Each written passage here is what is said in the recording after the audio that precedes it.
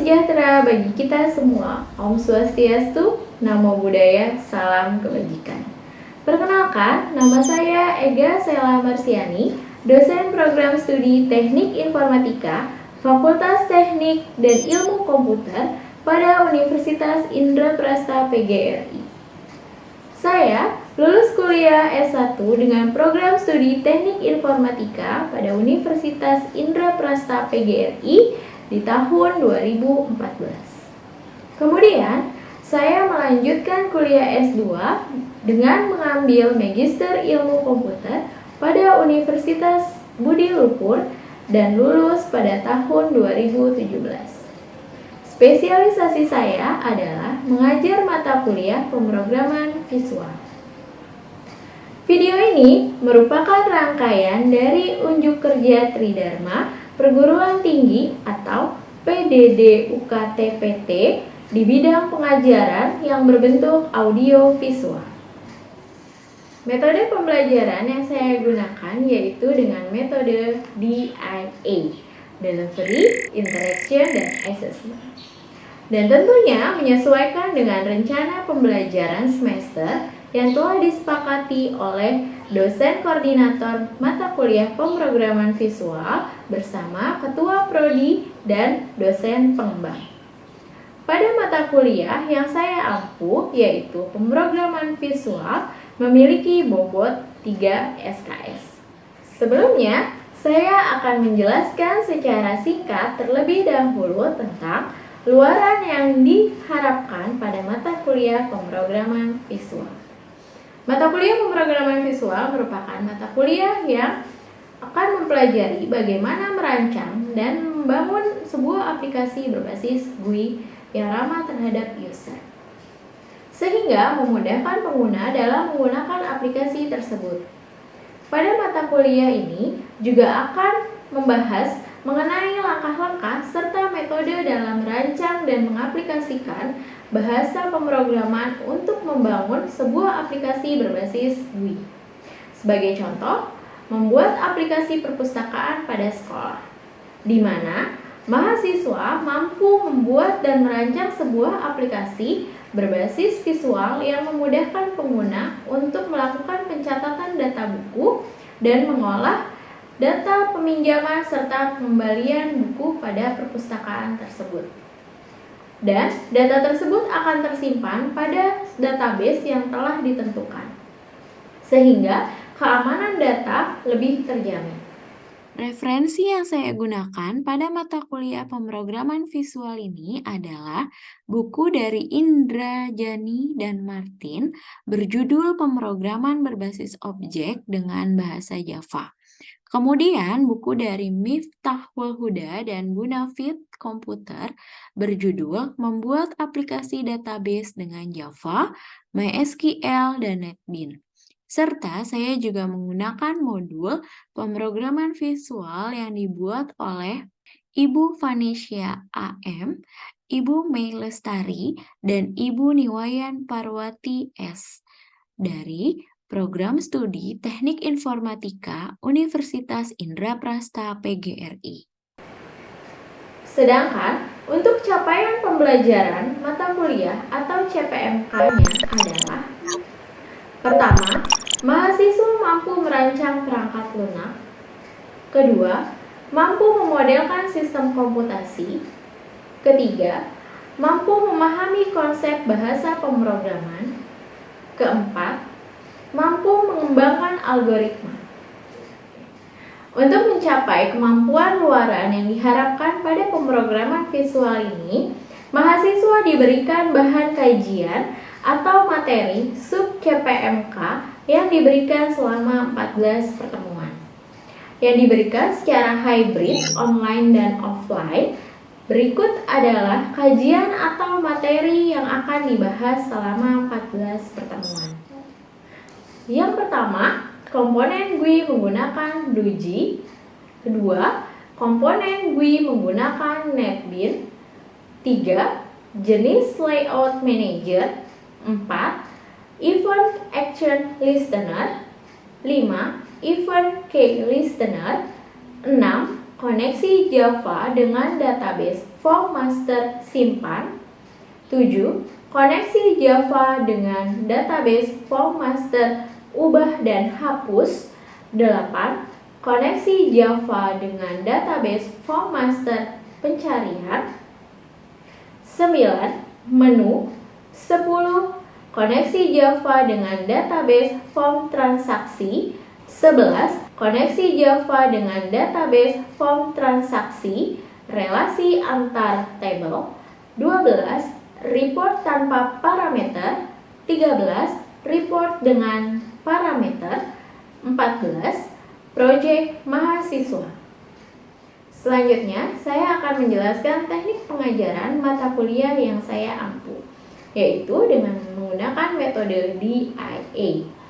Tahapan yang pertama adalah delivery, penyampaian materi, di mana saya menyampaikan penjelasan mengenai pemrograman visual berupa gambaran serta tujuan dari mata kuliah tersebut. Sesuai dengan capaian pembelajaran yang dibebankan kepada mata kuliah pemrograman visual yang diharapkan oleh program studi berbasis CPL yang diturunkan menjadi CPMK. Pada mata kuliah ini terdapat 4 CPL, yaitu: pertama, mahasiswa mampu menganalisis, merancang, serta mengevaluasi perangkat lunak dalam berbagai area atau bidang. Kedua, mampu memodelkan dan menganalisis sistem komputasi. Ketiga, mampu memahami konsep yang mendasari ilmu komputer, konsep bahasa pemrograman, dan memahami teori dasar arsitektur komputer. Yang keempat, mempunyai pengetahuan dalam mengembangkan algoritma atau metode yang diimplementasikan dalam perangkat lunak berbasis komputer. Apa yang saya sampaikan atau delivery kepada mahasiswa disesuaikan dengan CPL dan CPMK sehingga diharapkan tercapainya profil lulusan. CPMK dibagi menjadi 16 pertemuan yang terdiri dari 14 pertemuan pembelajaran dan 2 pertemuan untuk ujian, yaitu ujian tengah semester dan ujian akhir semester. Tahapan kedua yang akan saya jelaskan adalah interaction. Dalam perkuliahan, saya ada beberapa saluran komunikasi yang saya gunakan.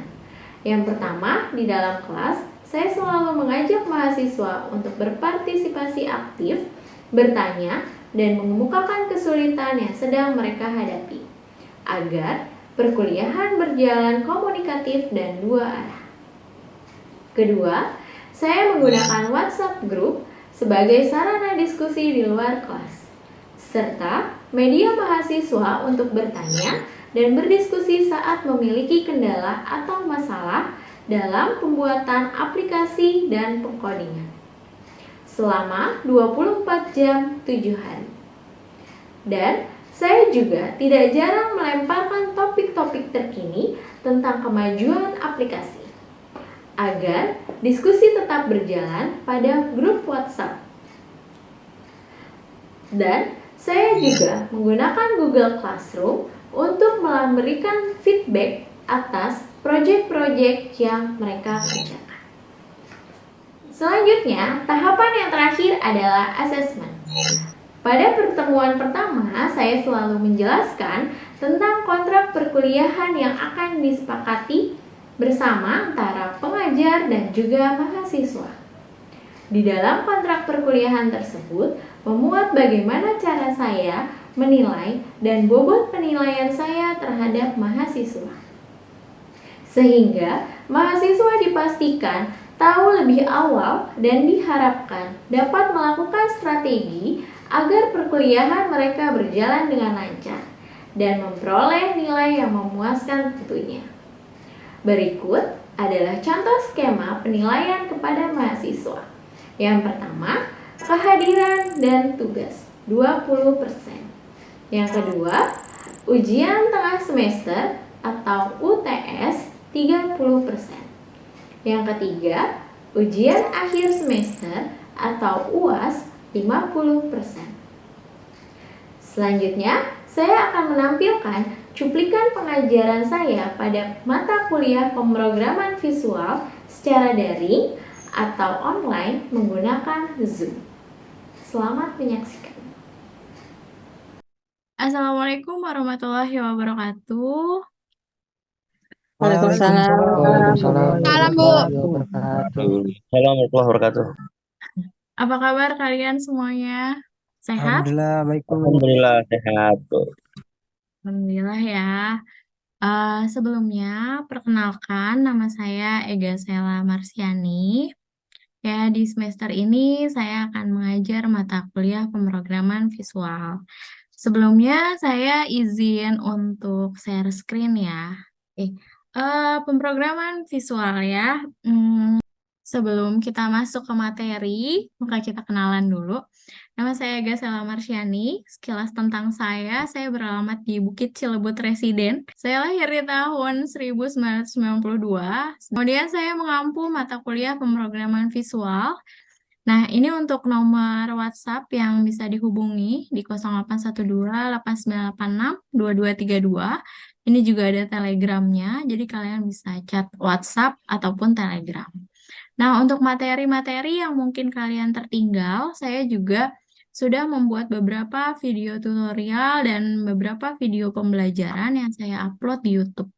YouTube saya, Ega Sela, kalian bisa cari aja. Di pemrograman visual, kita ada aturan mainnya, ada tata cara dan peraturan kelas selama 1 semester ini. Di sini ada tugas atau quiz plus kehadirannya. Tugas biasanya dilakukan secara spontan ya, dan biasanya dikumpulkan dengan batas waktu tertentu. Jadi misalkan hari ini saya berikan soal, quiz, bisa 2 atau 3 jam lagi dikumpulkan, atau saya berikan waktu 1 kali 24 jam. Nah, di sini nilai dari tugas atau quiz plus kehadiran itu 20%. Kemudian UTS, ujian tengah semester, itu 30%. Sedangkan untuk UAS atau proyeknya itu 50%. Jadi di pemrograman visual untuk ujian akhir semesternya kita membuat sebuah proyek ya. Proyek tersebut nantinya dikumpulkan di akhir semester dan itu dilakukan secara per kelompok. Namun untuk penilaian tetap dilakukan secara individu. Jadi nanti di akhir pertemuan kalian membuat form Excel yang nantinya ditulis kalian berkontribusi apa saja. Seperti itu. Selanjutnya untuk aturan proyek UAS-nya, di sini nilai UAS diambil dari proyek aplikasi per kelompoknya. Kemudian kelompok visual itu satu kelompok 7-8 mahasiswa.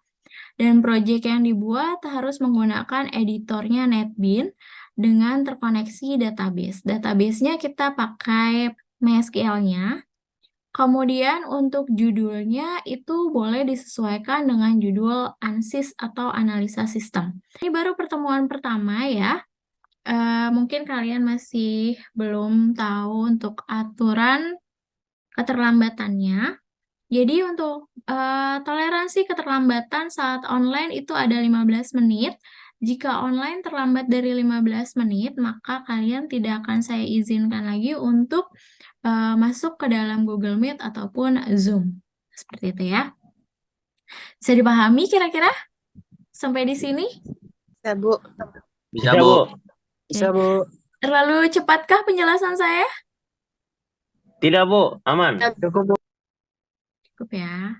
Nah, di sini untuk syaratnya dalam proyek pemrograman visualnya itu adalah aplikasi tersebut memiliki login dan menu. Kemudian ada 6 form master dan transaksi. Di sini 6 formnya itu boleh 4 form master dan 2 form transaksi, kemudian 4 report. Tuh. Sampai di sini mungkin ada yang ditanyakan untuk proyek. Tidak ada, Bu. Belum ya? Belum ada ya mungkin ya? Belum ada. Oke, kita Belum, Bu. lanjut ya. Materi pertama kita kali ini adalah tentang GUI. Graphical User Interface. Apa sih GUI? Kalian sudah familiar belum dengan GUI? Lileh mungkin tahu GUI apa? Sistem komponen visual. Oke, sistem komponen visual. Ada lagi mungkin yang lain? GUI itu apa? Dimas mungkin? GUI apa? Ini Bu, komponen visual interaktif dalam suatu software komputer. Oke, bisa ya. GUI itu misalkan ya kalau aplikasi kita dalam keseharian nih, kita bisa contohnya kayak di dalam Windows ada laptop kita nih, ada Windows-nya. Nah, di situ ada contohnya untuk GUI-nya, misalkan menu, kemudian ada icon-icon, misalkan icon Windows, icon Explorer. Nah, itu termasuk ke dalam GUI ya. Jadi GUI itu adalah sistem komponen visual interaktif yang digunakan dalam perangkat lunak ataupun dalam software komputer. Aplikasi termasuk GUI bukan? Di handphone, misalkan aplikasi WhatsApp, ada GUI-nya nggak kira-kira? Ada, Bu. Dia termasuk GUI ya. Oke, nah ini dia, komponen GUI. Jadi Java menyediakan komponen-komponen untuk membuat pemrograman dengan GUI. Berikut adalah beberapa contoh komponen GUI pada Java. Dia ada JFrame, ada JLabel, JTextField, JButton, JRadioButton, JComboBox, JTextArea. Kemudian ada checkbox, JTable, kemudian ada scroll pen, dan lainnya. Oke, Marta, kenapa? Ada yang ingin ditanyakan? Bu, itu sama nggak, Bu? Sama GUI yang di MATLAB matematik itu fisika. Iya, sama. Itu juga mengandung GUI. Cuman kalau MATLAB GUI-nya tersendiri, dia maksudnya kita menggunakan MATLAB. Nah, kalau GUI yang di Java, kita menggunakan Java. Tapi ada beberapa kayak misalkan di MATLAB ada JButton juga kan ya? Ya, Bu, ada. Nah, fungsinya sama, berarti untuk membuat button kayak gitu. Hanya beda editornya saja. Kalau misalkan si MATLAB itu editornya kan, MATLAB. Nah, ini kita editornya adalah NetBeans gitu. Nah, tadi arti dari GUI adalah singkatan ya dari Graphical User Interface yang berarti komponen grafis yang dilihat user atau klien nantinya. Nah, untuk membuat GUI Java, kita akan memakai JFrame. Jadi nanti kita buka aplikasi Java-nya, kemudian kita klik kanan, New JFrame Form. Nanti dia akan muncul sebuah panel atau dia akan muncul lembar kerja kita. Nah, di situ baru kita bisa gunakan si JLabel ini. JLabel adalah komponen yang digunakan untuk membuat tulisan. Nah, seperti ini. Mungkin di MATLAB juga sama ya, Marta ya? Ya, Bu. Ya, kemudian kalau di JFrame berarti komponen dasarnya untuk membuat sebuah frame-nya yang menampung komponen-komponen lain untuk menampung si text field, JLabel, JButton, seperti itu. Jadi seperti lembar atau area kerja kita. Nah, selanjutnya ada text field.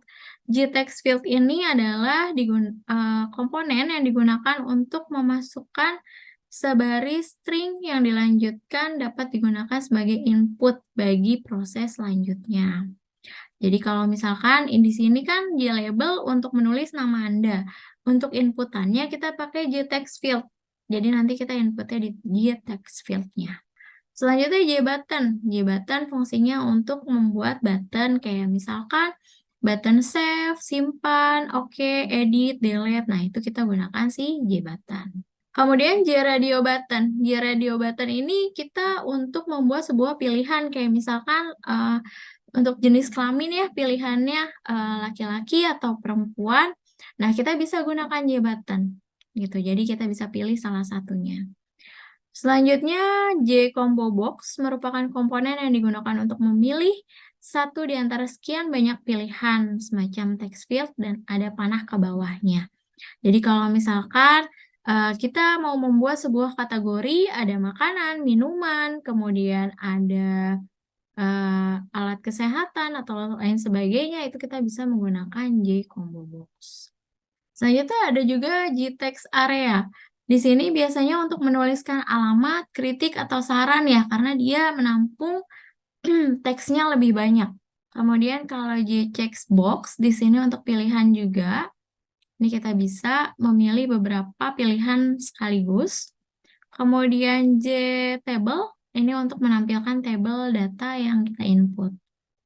Ini ada contoh programnya. Kalau ini adalah contoh program di BlueJ ya. Jadi kalau kita mau bikin GUI, interface-nya di BlueJ, itu kita harus set bounds-nya, kita harus atur set bounds-nya. Kalau di NetBeans kita hanya tinggal klik drag saja. Tapi kalau di BlueJ, kita menggunakan editor BlueJ, kita harus tahu nih set bounds-nya berapa, XY-nya berapa. Di sini misalkan 10, berarti dia kan dimulai dari 0 ya. Dimulai dari 0 di sudut kanan atas. Misalkan 0 sampai dengan ke 10, jarak X-nya, jarak Y-nya berapa, jarak X, Y1-nya berapa, Y2-nya berapa. Jadi kita harus benar-benar tentukan agar nanti si labelnya, kemudian si buttonnya, text field-nya, itu dia tidak bertumpuk. Saya jelaskan untuk output-nya. Ini untuk output GUI tampilannya di dalam editor. Kita menggunakan editor BlueJ. Di sini ada kode buku, kemudian judul buku, sinopsis, pengarang, kategori. Nah, ada yang tahu nggak kira-kira ini saya pakai apa sih untuk sinopsisnya tadi? Textbox. Teks area. Teks Teks area, area. oke. Siapa yang jawab teks area pertama? Dimas ya? Iya, Bu. Oke, ya jadi penilaian saya juga seperti itu ya. Jadi tiba-tiba saya bertanya, kemudian nanti kalian ada yang bisa menjawab, itu sudah masuk poin untuk penilaian saya seperti itu. Oke, lanjut. Tadi itu adalah outputnya. Sekarang tadi kan ada ya aturan mainnya, ada form master, ada form proses. Apa sih form master itu? Apa form proses itu ya? Jadi form master adalah sebuah form yang datanya kita input ke dalam form itu sendiri, kemudian nantinya disimpan pada table database form itu sendiri. Contohnya yang tadi data buku, misalkan data buku itu kan kita input sendiri ya, jadi dari ID bukunya, kemudian nama bukunya, sinopsisnya, kemudian pengarangnya siapa, itu kita input. Saat kita klik save, dia nanti akan menyimpan pada tabel buku itu sendiri. Tapi kalau di transaksi itu kita tidak perlu menginputnya sendiri, jadi kita bisa tarik saja datanya dari buku, misalkan kita punya sebuah form yang namanya peminjaman, kita tarik datanya dari data buku, nanti dia langsung masuk ke dalam peminjaman. Sampai di sini nyambung nggak nih kira-kira? Masih aman, Bu, aman. Aman, Bu. Aman, Bu. Contohnya, ini ada aplikasi, kelihatan? Kelihatan, Bu. Oke, ini Kelihatan, ada Bu. aplikasi inventaris alat, ini ada aplikasi musik ya. Di sini contohnya inventaris alat, berarti table database-nya inventaris. Kalau kita run, coba 6. Kemudian nama alatnya apa misalkan? Pianika mungkin.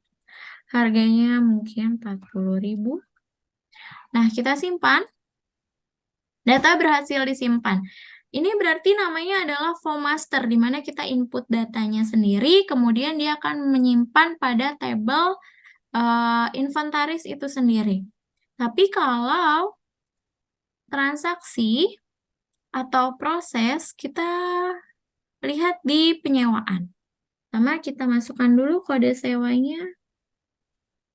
Kemudian kita cari. Nah, kita cari di sini, ini ada ID pelanggan, kita cari, kita klik cari, itu dia langsung masuk atau dia langsung menarik data dari data pelanggannya.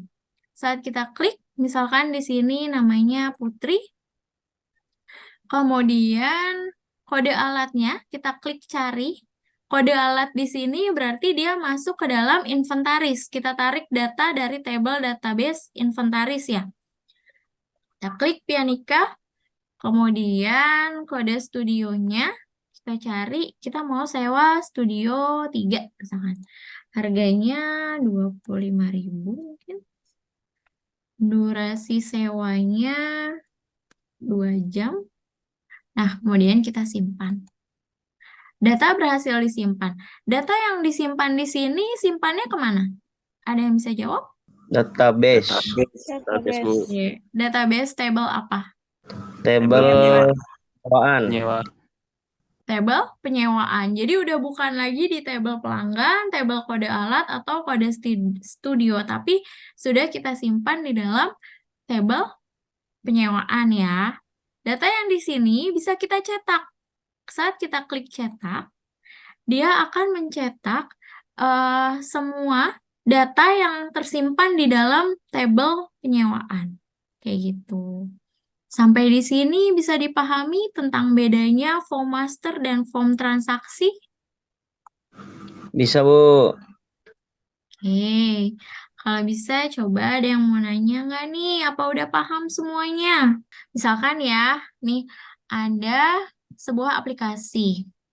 Aplikasi itu dia terdiri dari form barang, kemudian form pelanggan, dan form nota. Yang termasuk ke dalam form master itu yang mana? Oh, master barang. Barang, kemudian Sama pelanggan. Sama barang pelanggan. dan pelanggan. Pelanggan. Untuk form proses atau transaksinya? Nota. Nota. Nota. Nota. Kenapa nota?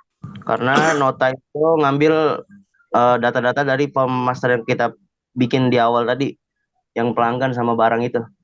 Jadi di form nota tinggal proses doang. Oke. Kemudian kenapa form barang itu termasuk form master? Coba Aditya, Rofi? Ya karena didata dulu Bu, dari master ini nih didata dulu barang apa aja yang mau disewa gitu. Mungkin lebih tepatnya untuk jawabannya gini ya, karena si data barang itu kita input dia secara manual. Tadi yang Rofi bilang, data-datanya kita masukkan dulu ya.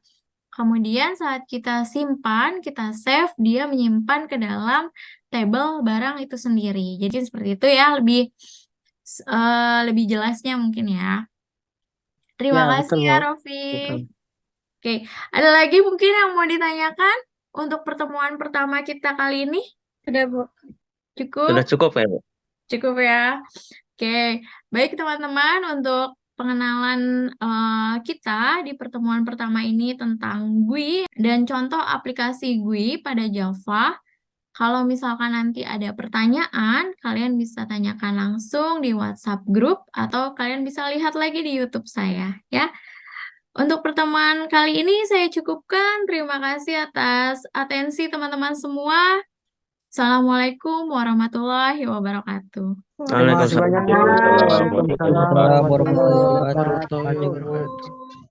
Demikian pernyataan diri dosen dalam unjuk kerja Tridharma Perguruan Tinggi atau PDD UKT-PT saya dalam bidang pengajaran. Saya ucapkan terima kasih.